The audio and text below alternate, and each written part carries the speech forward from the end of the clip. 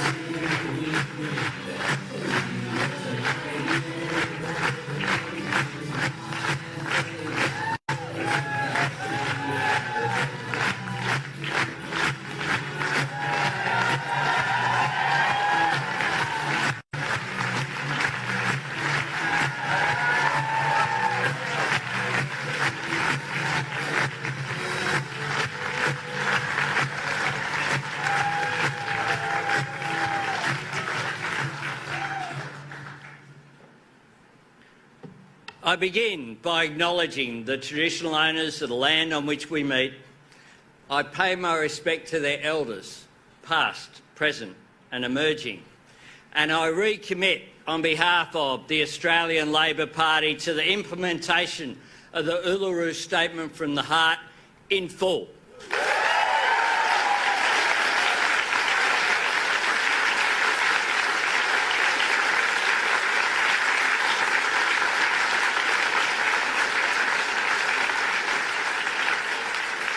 It is great to be back in Queensland.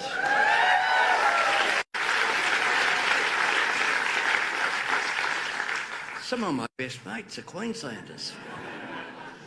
Anastasia Palaszczuk, a great Premier for Queensland.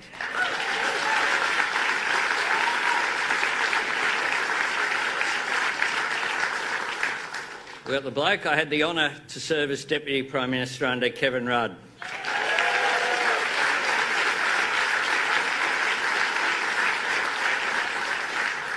We've got the Treasurer, who saw us through the global financial crisis better than any of the advanced world once won our National President.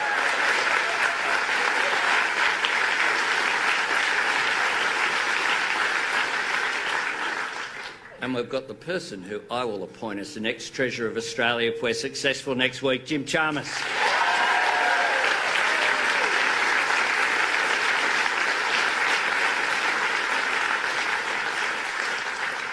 And the local candidate here, Madonna, who I have known longer than any of them, showing our age here, we met many decades ago in Young Labor.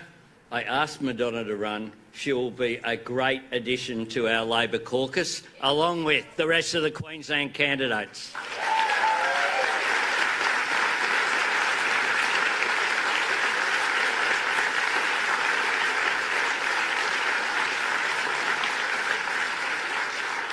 My friends, in just 6 days' time, we can choose a better future for Australia, a better future for the great state of Queensland. You can choose a government that wants to work with Queensland, not against Queensland. You can choose a Prime Minister who visits Queensland even when there's no election on, who Queenslanders can rely upon when the going gets tough, and who doesn't bag Queenslanders as cave dwellers when your Premier does the right thing to protect the health and safety of this great state.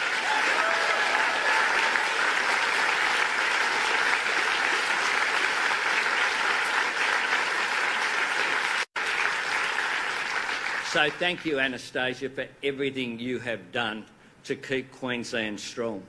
We worked together when we were both infrastructure ministers, building projects here, creating jobs, creating prosperity here in Queensland, And if I have the great honour of being elected Prime Minister of Australia, I will look forward to renewing that working relationship with you as the Premier of Queensland.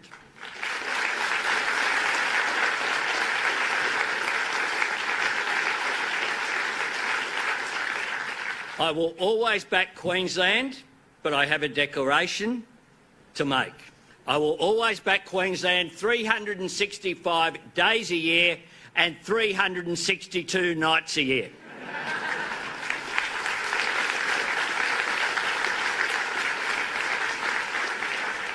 Friends, today I want to talk to you about what a better future will look like if we elect a Labor government next Saturday.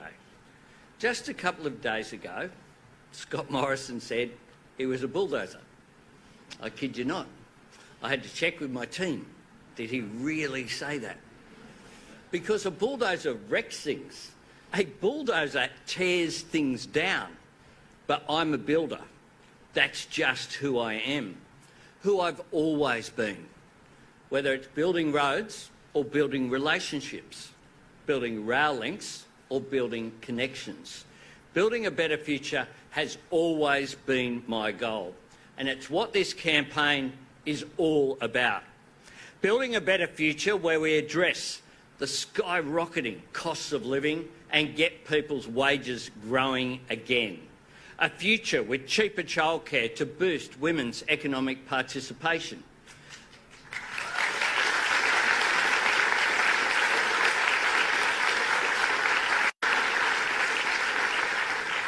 A future where we strengthen Medicare, where it's easier to see a doctor and medicines are cheaper. A future where we put the care back into aged care.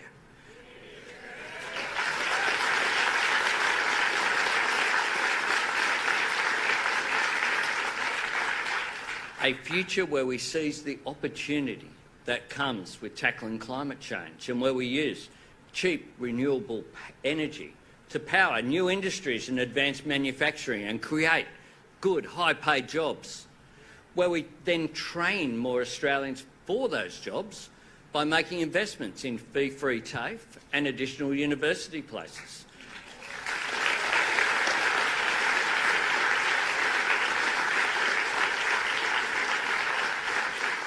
A future where we build things here in our own country and stand on our own 2 feet, just as the great train builders in Maryborough have shown we can do.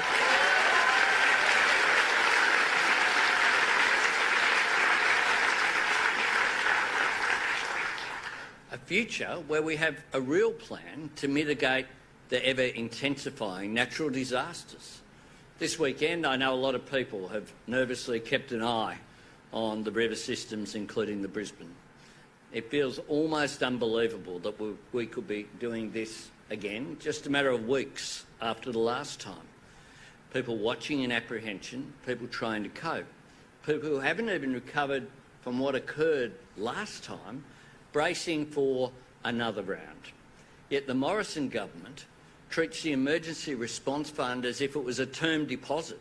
Just there, the $4 billion, pocketing the interest and failing to build a single disaster mitigation project since that fund was established 3 years ago. It sounds dystopian, but it's true. And as if that isn't bad enough, they then decide where the relief should be allocated based upon how people vote. This just has to stop.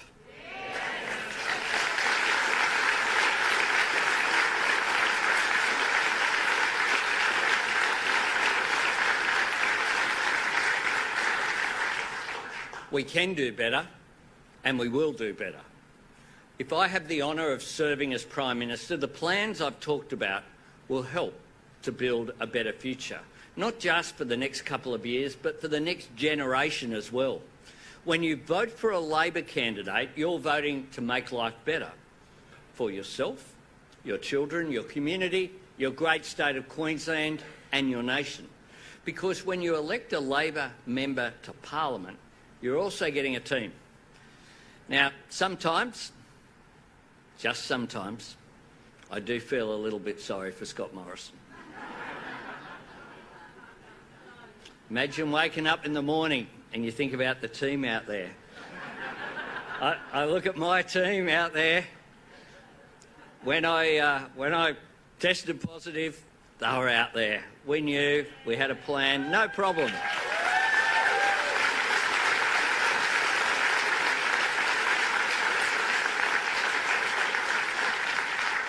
Who's he got? Peter Dutton? Apparently Alan Tudge is somewhere. And then, of course, the Deputy Prime Minister, Barnaby Joyce. And then I just look at my team. Richard as Deputy, Mark, Jim Chalmers, Annika Wells, the people around here. I lead a team with the experience, the intellect, the compassion and the ambition to shape Australia's future. We're all in politics to make a difference, not to just occupy the space. Just as it always has been, our priority will be to use the power of government to change the lives of Australians for the better, because we are driven by two very straightforward principles. No one left behind. That is, we'll always look after the disadvantaged. I'll always stand up for battlers. My opponent wants to cut their pay. And no one held back, because Labor is the party of opportunity and aspiration. They've always been our driving principles. We are the party that built Medicare in the face of such fierce opposition from the Liberals, who've continued to undermine it. Protecting universal health care has been one of the fundamental divides in Australian politics. Strengthening Medicare will be a key focus of an incoming Labor government. Yesterday I announced Labor's Strengthening Medicare Fund and Task Force, a major investment in universal health care. People all across the country have told me during this campaign that it's becoming harder to see a doctor. GP clinics need more support to do the important work that they do. They stepped up during the pandemic, keeping people healthy and strong, which kept our economy running. Our Strengthening Medicare Fund will support and strengthen GP practices, improve primary care, provide better after-hours access, and make sure that people with complex, chronic conditions can access the care that they need when they need it.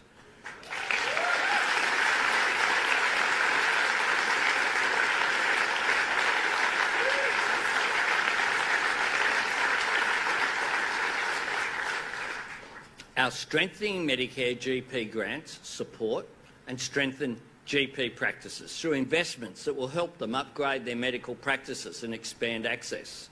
We'll roll out 50 GP-led Medicare urgent care clinics right across the country, including one just down the road near the Mater here in South Brisbane, one in Chermside and another in Redcliffe. These clinics will be open longer hours, 7 days a week. They'll provide a whole range of medical services that you never know when you are going to need, whether it's for a broken bone for a little one or an ear infection. Importantly, these services will be bulk billed, and that will make an enormous difference.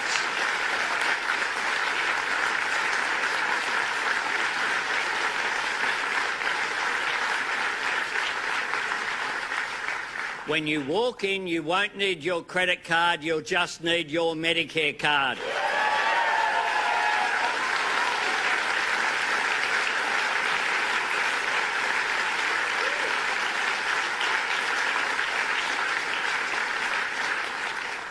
We will make medicines cheaper for Australians. We will reduce the cost of medication on the PBS by $12.50, making an enormous difference.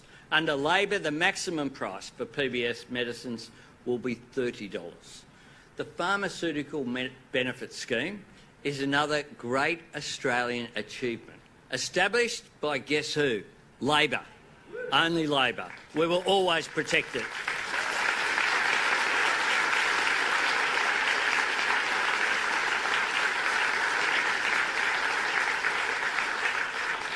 Now, these are precisely the kinds of policies that can make a real difference to people's lives, the kind I think about when I say no one held back and no one left behind.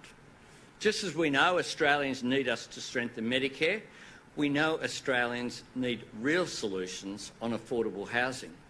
Our Housing Australia Future Fund will build 20,000 new social housing units and 10,000 affordable homes in the next 5 years, as well as new housing for homeless veterans.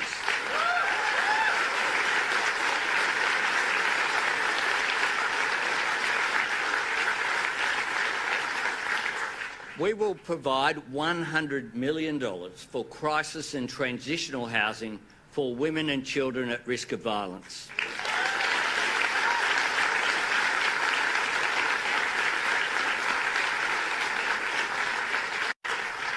And if the Australian people elect a Labor government, we will create a new Help to Buy program. The National Shared Equity Scheme will provide an equity contribution from the Commonwealth for up to 10,000 aspiring homeowners on lower middle incomes every year. It's based upon successful models which are out there. Help to Buy will assist Australians to buy a home with a smaller deposit, a smaller mortgage and smaller mortgage repayments. Help to Buy is exactly what I mean when I talk, as I do often, about an economy that works for people, not the other way around.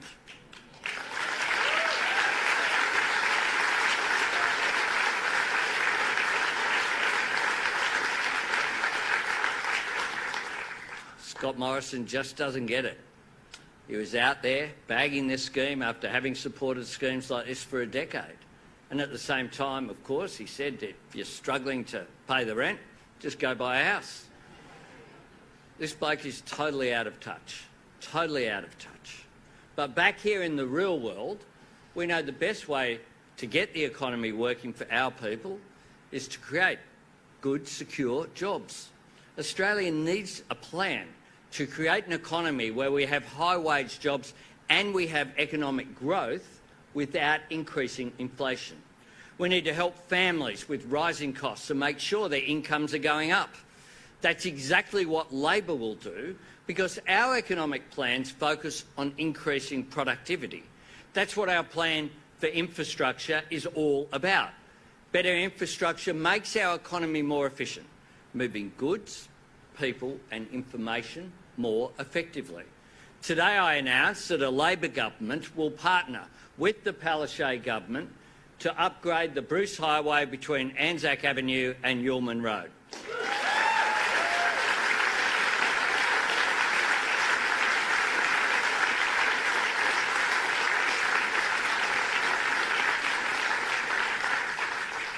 Just like we did other parts of the Bruce, the Ipswich motorway, the Gateway motorway, all of these projects that we did, we will get it done. A Labor government will also embrace the jobs-generating powerhouse that is renewable energy.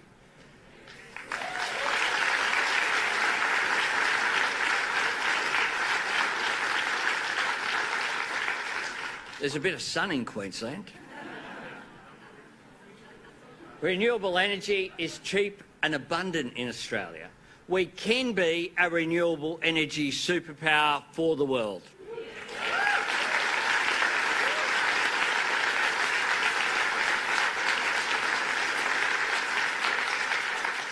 Labor's Powering Australia plan will harness our renewables and turn them into jobs and new industries. Powering Australia will create 604,000 new jobs by 2030, 5 out of every 6 of them in regional Australia, and this, the most regionalised state of the country, stands to get the biggest benefit.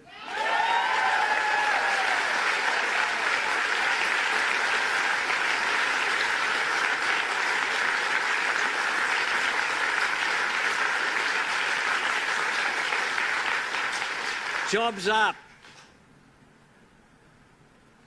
growth up, and cost of living down. Simple. It's there before us. Business recognise it, which is why Labor will bring people together. the Business Council of Australia, the Australian Industry Group, the Australian Chamber of Commerce and Industry, the National Farmers Federation, the ACTU have all supported our plan. That's what good government looks like. Finding common interest, working together to end the climate wars is what we will do.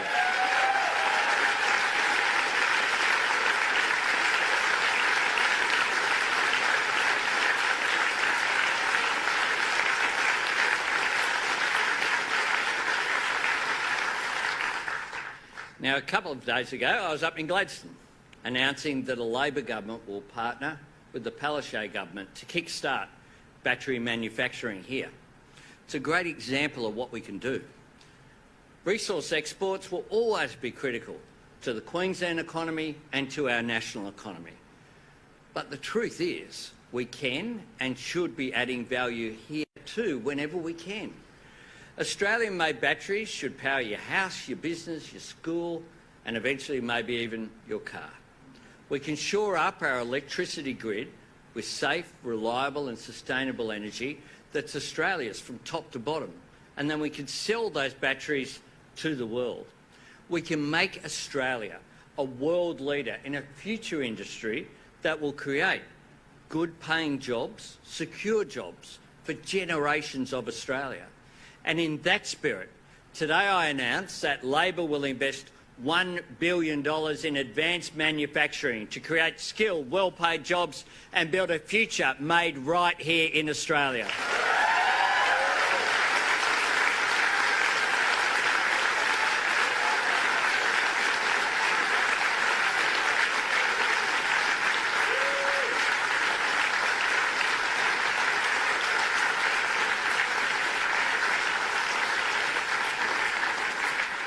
The dedicated Advanced Manufacturing Fund will be part of Labor's National Reconstruction Fund, which aims to ensure that Australia will again become a country that makes things.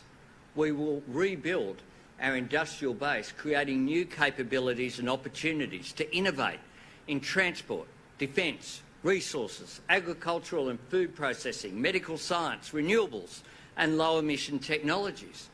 This is the sort of vision that we can seize if we have the ticket to just do it. It's right there before us. But this government that told the car industry to leave Australia will never be capable of doing it. This government has announced 22 energy policies. They haven't landed one of them, not one. Along the way, we were treated to the spectacle of Scott Morrison turning up there in Glasgow, where he gave an empty speech to an empty room. What does it take to give some of the numpties in this government a wake-up call to tell them that climate change is here right now?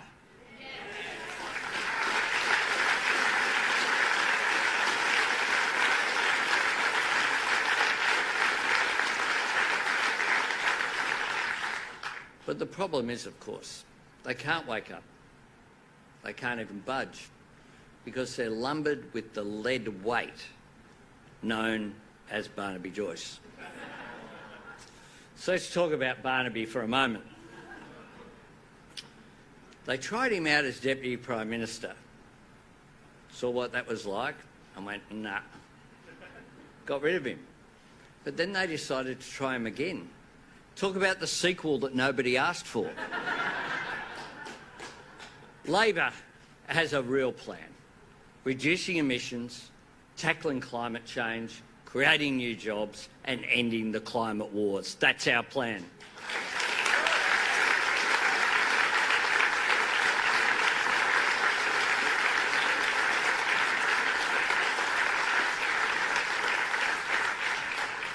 Now, young Australians know, perhaps better than any of us, that we must get serious about acting on climate change. We have a responsibility to them and a duty to put the next generation in the best possible position to keep taking our nation from strength to strength. We have to ensure that young Australians can get into TAFE and university and acquire the skills that they need for secure, well-paid jobs, which is why Labor has plans for 465,000 fee-free take places in areas of skills shortage and additional university places.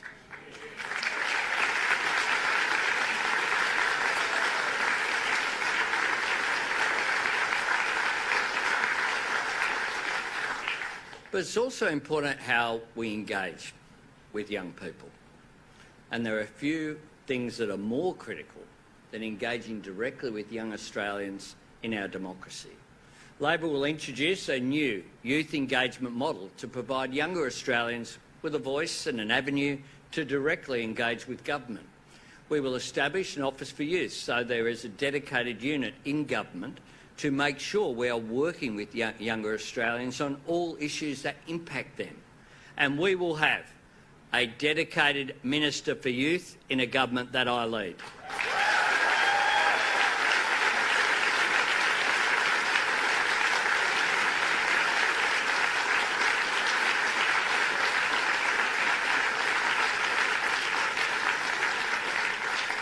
All of these actions are designed to ensure that a Labor government is inclusive and brings people together. That's how you build a better future. Now, friends, Scott Morrison has said that Australians know him. Well, he wasn't wrong about that. I reckon people know all about Scott Morrison. They worked him out some time ago. They know he never steps up, he never takes responsibility. He will always go missing when the going gets tough. Now, Scott Morrison used to say that it's better the devil you know. But only the Rolling Stones ever got away with saying you should have sympathy for the devil. So this week, even Scott Morrison is distancing himself from Scott Morrison.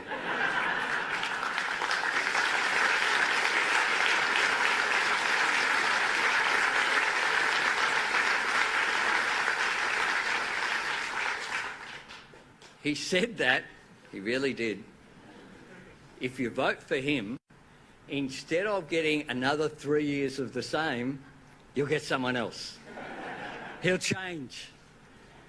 He said he was a bulldozer, and when it was pointed out that a bulldozer kind of wrecks things, knocks things over, today he's changed again.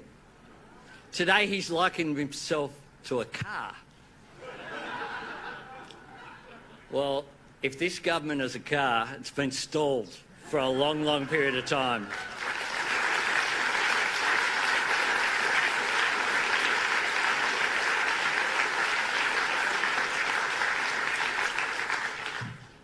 It's blowing smoke.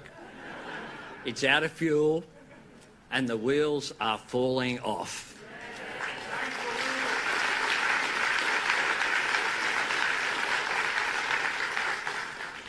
I'll tell you what Australians know. They know that the alternative Prime Minister of this country will stand with battlers when they ask for an extra $1 an hour in their pay packet.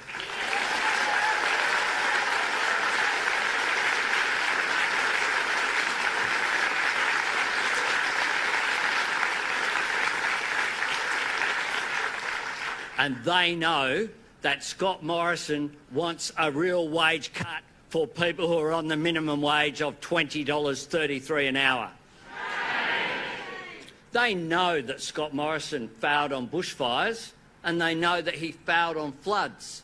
They know he didn't order enough vaccines and then didn't order enough rapid antigen tests.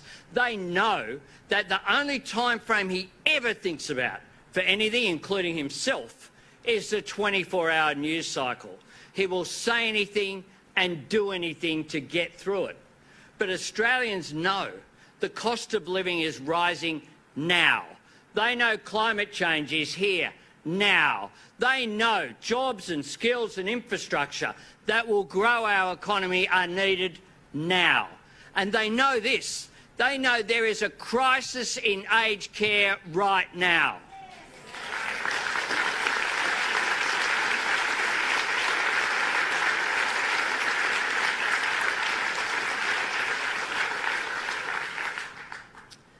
In a moment of rare honesty, Scott Morrison, in a recent profile, said that he didn't want to leave a legacy. But that is his legacy.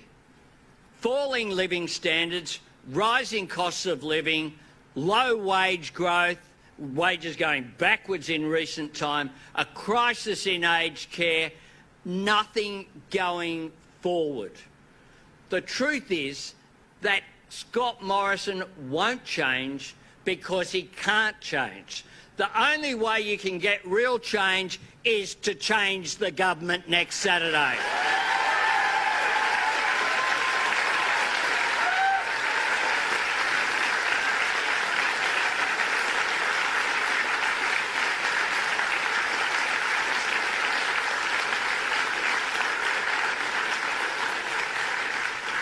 So, friends, I say to the Australian people, if you want a national anti-corruption commission, vote for change.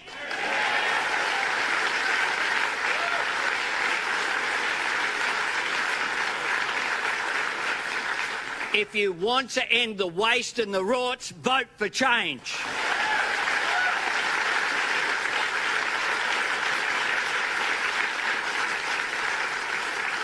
If you want a Prime Minister who understands that our lowest paid workers deserve an extra $1 an hour in their pay, vote for change.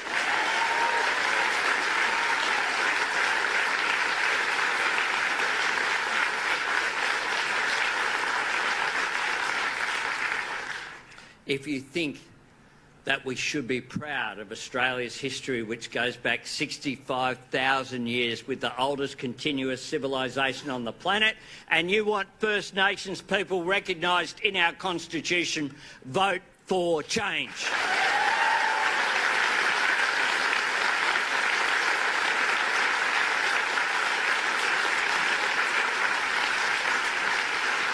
If you want to get serious on climate change, vote for change.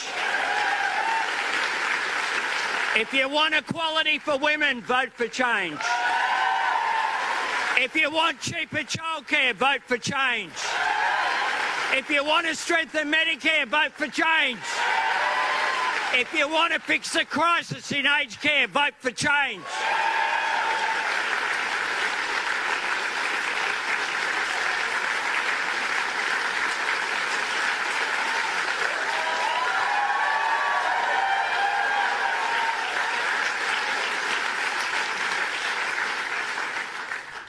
And if you believe in hope and unity over fear and division, vote for change.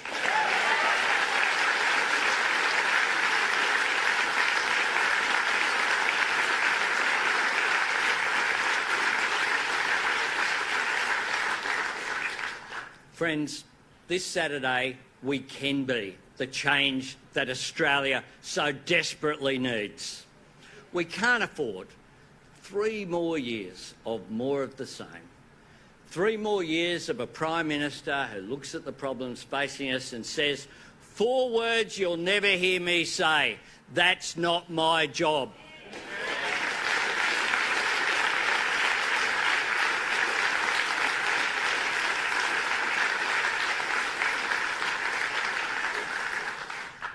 Because, friends, I want the job and I want to do that job.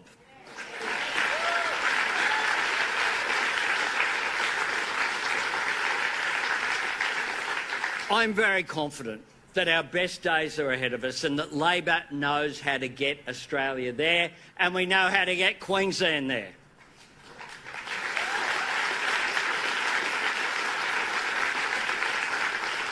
With a Labor government that holds no one back and leaves no one behind. A better government that will deliver a better future. Thanks very much.